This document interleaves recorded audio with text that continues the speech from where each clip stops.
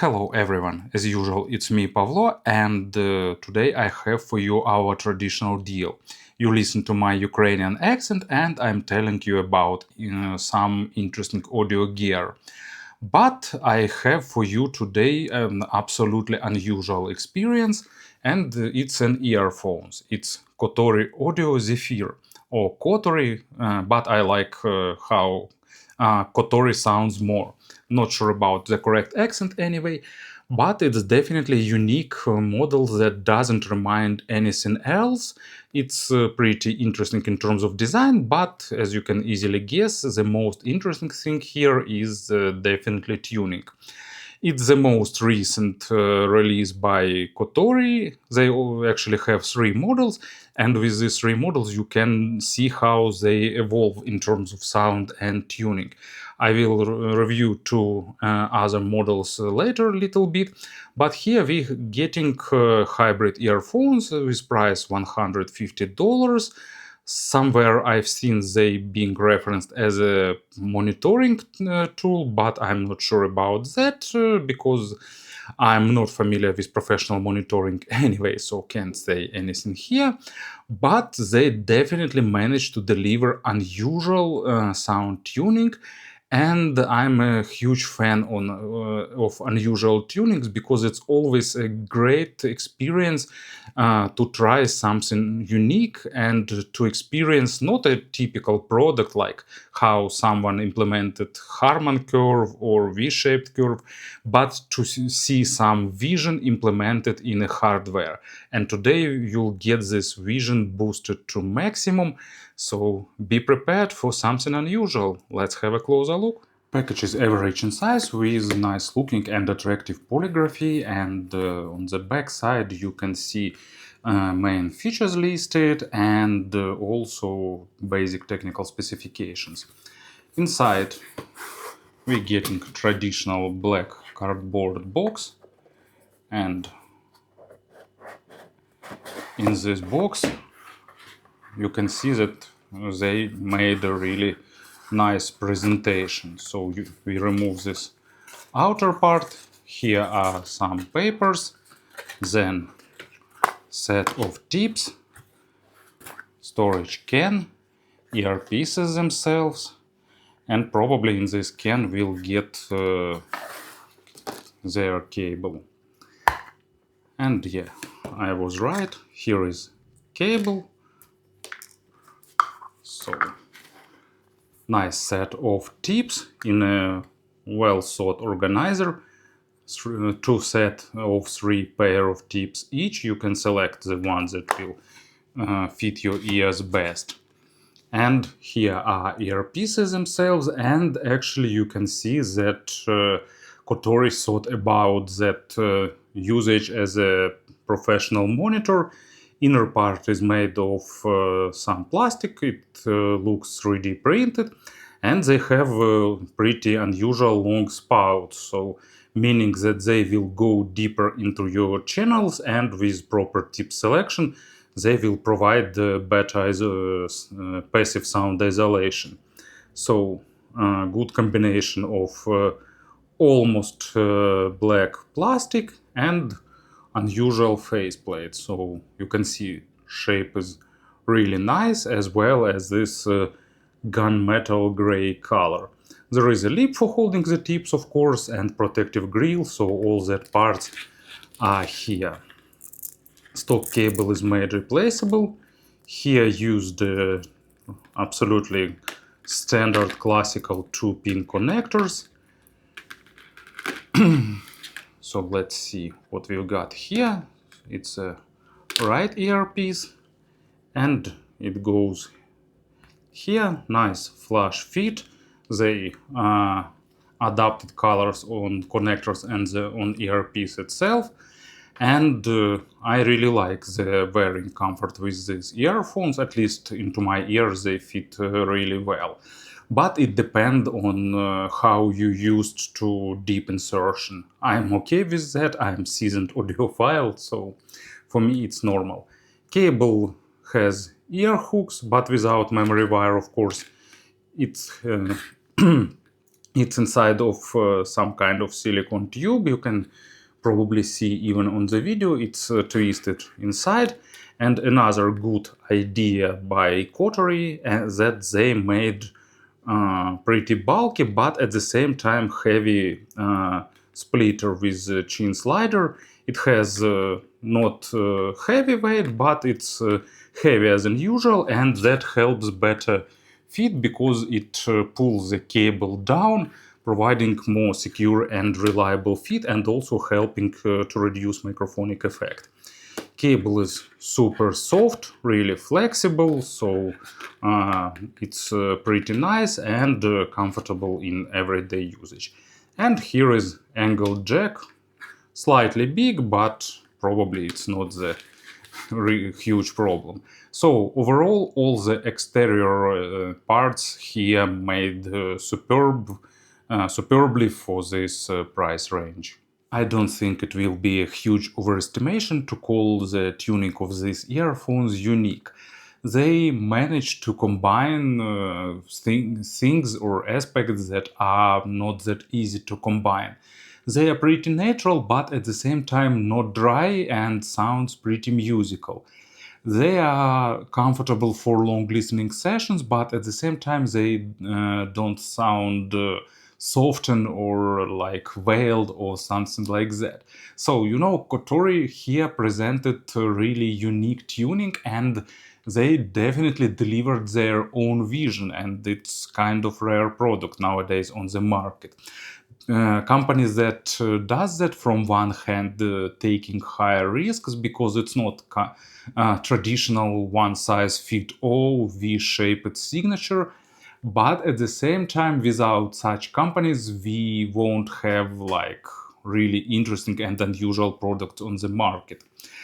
Probably let's talk about everything step by step. So, bass goes pretty deep and at the same time it's almost not accented. It has a slight boost but not too much, so it's definitely not the model for those who like dominating low frequencies.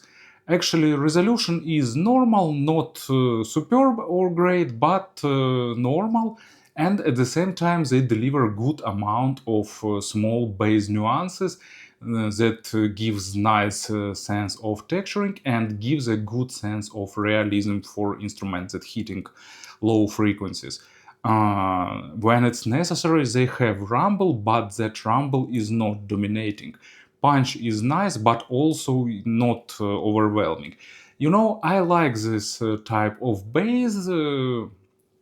I don't listen much music where you need like overwhelming bass, and I'm getting a bit tired from mighty and powerful and super punchy low frequencies. It's enjoyable for some short time, but I prefer like more natural type of representation that is typical for the realistic instruments. But as an example, actually, I selected not something like Musica Nuda, Casey Abrams, or some audiophilic recordings. No, I selected Yello, La Habanera, and they have nice bass lines. They have pretty punchy drums, and I enjoy the amount of low frequencies these earphones deliver. For me, it's more than enough, but keep in mind that if you're a bass head or if you prefer noticeably boosted bass, it's not an option for you. Good texturing and good control over bass, it's not shadowing mid frequencies, and the transition between bass and mids is nice. There is a bit of additional weight on the lower mids, probably they're still played by the dynamic driver, because these earphones are really coherent and it's almost impossible to spot the crossover cut point. Probably also it's because they did some work with inner acoustic damping system, because coherence is really great here. And also one of the features of these earphones is they don't have a typical upper mids boost. And at first, actually not first sight, at first Here, at first ear, not sure of what correct form here, at first listening, it seems that they are lacking a bit of energy, but after accommodation to such tuning, you understand that it gives you more natural temporal balance than models with that spike. It's like with some spice. When you used to it, you enjoy it, but without some aggressive spice, you can enjoy more nuances of your main meal. But at first, your dish can be a bit dull to you. But I'm not saying that they sounding dull. It's more about accommodating to their tuning. And I missed a bit of aggression on the distorted guitars and forwardness on female vocal, but after accommodation, I'm enjoying this type of tuning. Stage is nice, it's not super huge, but it's really well built with that sense of holographic positioning. At least with these gray tips, because with white tips, stage became a bit more diffuse to my ears. So I prefer these black tips more. But I suspect that not everyone will be able to fit them deep enough because some people can have more sensitive ear channels than I do. And example here is actually track that I use to test this upper mids boost, and it's Eleanor Rigby by Beatles. First part actually. Julia is also a great track, but main point of interest here for me is Eleanor Rigby, because they have this violins accompanying the tune, and at first they sound a bit dull to me, but then after usage to this type of tuning, I understood that they actually sound pretty natural and realistic.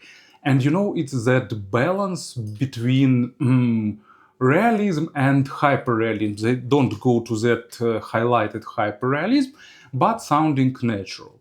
Good resolution, but without focus on the micro contrast on the mid frequencies, and almost no boost in dynamics and emotions. That means that they depend on the quality of records. And treble is pretty comfortable to my ears. Probably it can be a bit too sharp to some people, but not because they have like super forward or energetic treble, but because they don't have boosted bass to compensate the high frequencies. And highs here sound pretty clean with above average extension and nice both basic and more advanced overtones.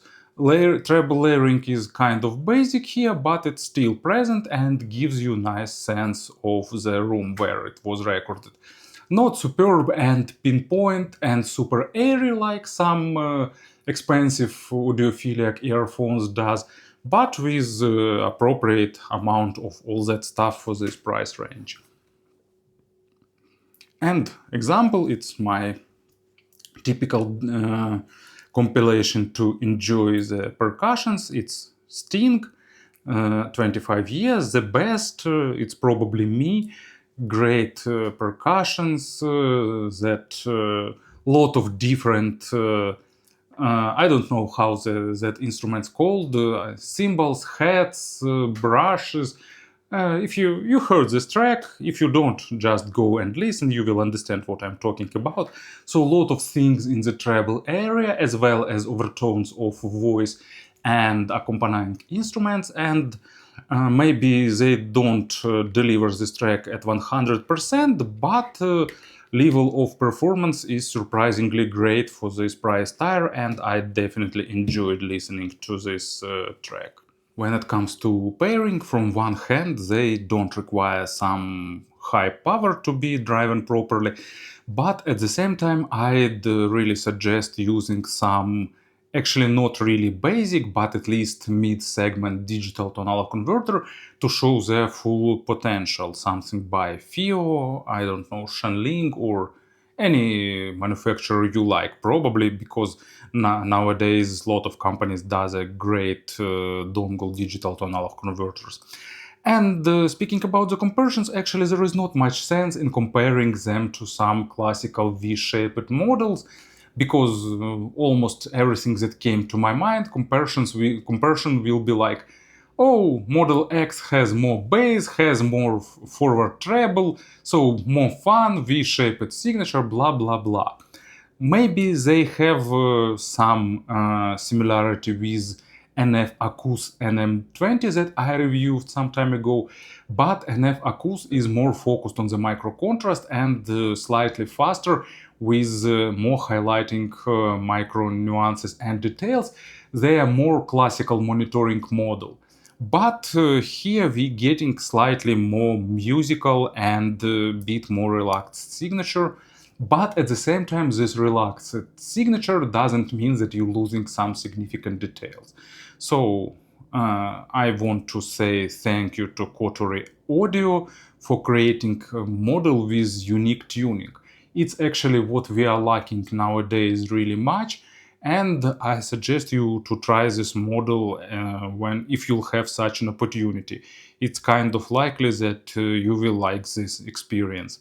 Thank you for listening, thank you for your attention, and of course have a great day.